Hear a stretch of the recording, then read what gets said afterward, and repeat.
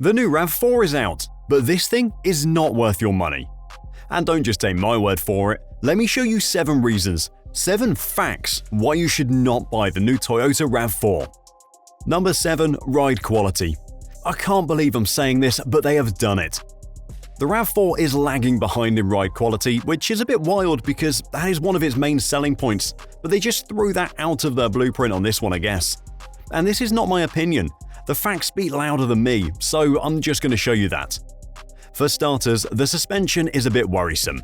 I mean, the point of a commuter car is to glide from A to B with ease, not to play hopscotch with potholes. However, the RAV4 suspension is so stiff that you feel every nick and cranny of the road, which isn't exactly what you want in a daily driver. They should fix this after all. Comfier rides could mean happier drivers, and you guessed it, better sales. So let's hope Toyota takes the hint and pumps up the plush in their base models.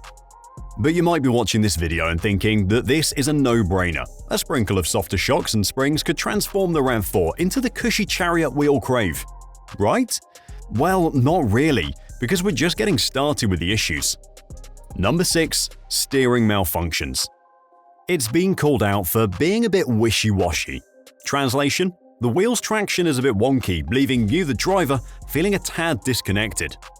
One common complaint is the stiffness of the steering wheel, which tends to occur in colder climates or during maneuvers that require more precise control, such as parking or navigating tight corners.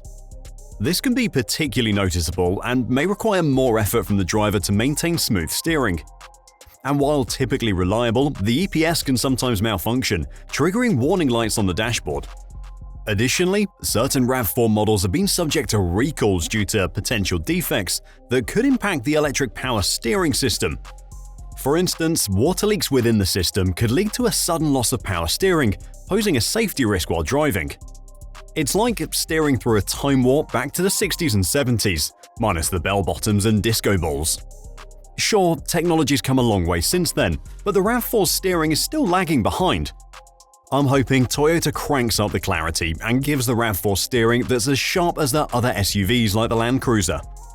But in my opinion, that's not the only thing that Toyota should start borrowing from their bigger SUVs.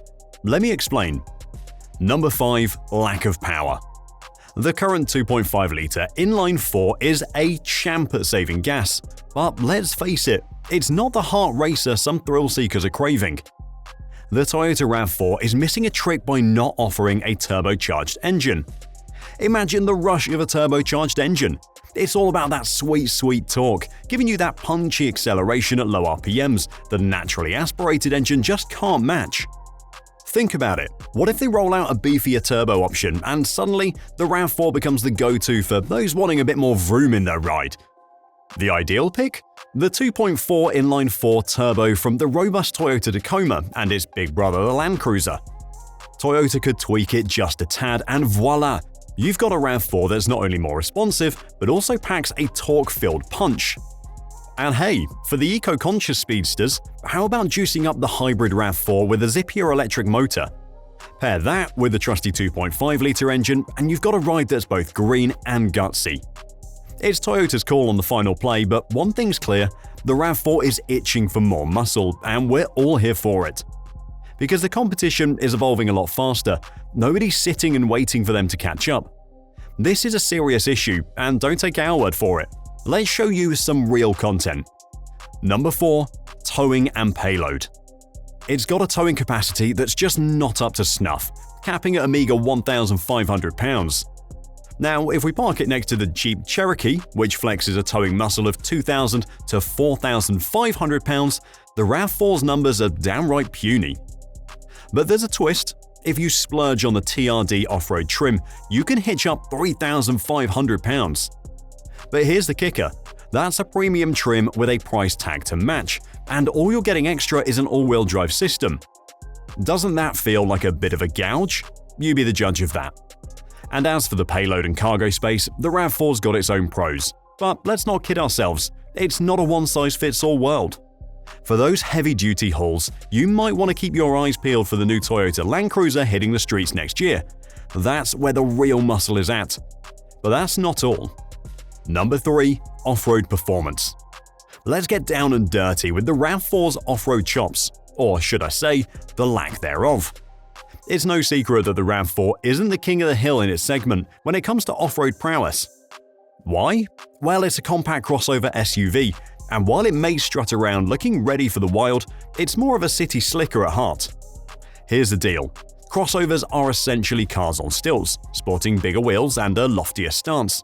But when you pit them against off-road beasts like the Ford Bronco or Jeep Wrangler, well, they just don't stack up. But the RAV4 wasn't always limited by those boundaries. Remember the good old days when the RAV4 was a trailblazing trooper? Those times are gone, my friends. Even the TRD off-road trim with its all-wheel drive system won't have you conquering mountains. And let's be clear, the mud on all-wheel versus four-wheel drive. All-wheel kicks in when you slip, but four-wheel is what you want for full control in the rough. It's driver-activated, ready when you are. And let's get real, cars cost a pretty penny these days, and we deserve every bang for our buck.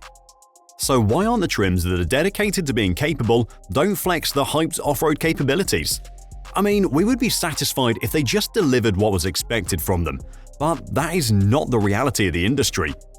They even disappoint us beyond expectation, let alone give us what we deserve for our banks. As much as some people used to love the RAV4, they can't tolerate it now, literally. No one can. Here's why. Number 2. Cabin sound. The RAV4 is a bit of a chatterbox on the road, outbuzzing its rivals with a symphony of sounds. And we're not just talking about the latest hits on the radio, it's the road and engine noise that's stealing the show.